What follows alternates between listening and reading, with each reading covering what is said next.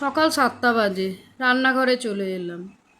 এখন রান্না বসালে অনেকটা দেরি হয়ে যাবে, স্কুল আছে, ছেলেকে আনারও আছে। ভাতটা বসিয়ে দিলাম। এদিকে ডালিয়ার ভাত, দু রকমেরই ভাতই হয়। তোমাদের দাদা তো ভাত খায় না, ডালিয়ার ভাত খায়। ভাত হয়ে গেছে, তেল দিয়ে দিলাম কড়ায়। পটল ভাজা করে তুলে নেব।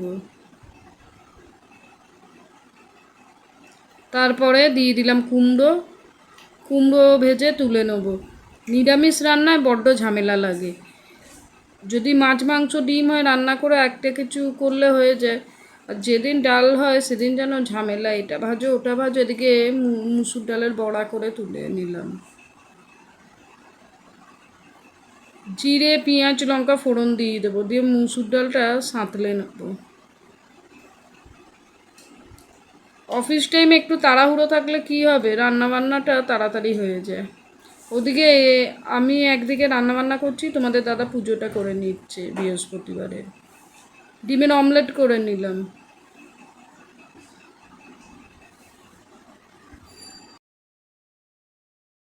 সারাদিন চলতে থাকে এক দফা যুদ্ধ।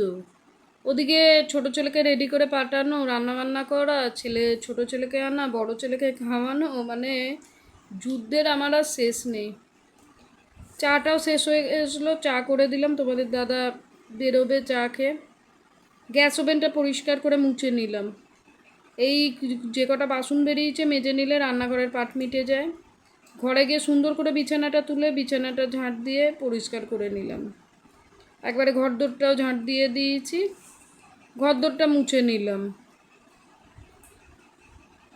আজকে একটু তাড়াতাড়ি কাজকর্ম কমপ্লিট হয়ে গেছে। আর এখানে বেশ কিছু জামা কাপড় ছিল কাঁচা।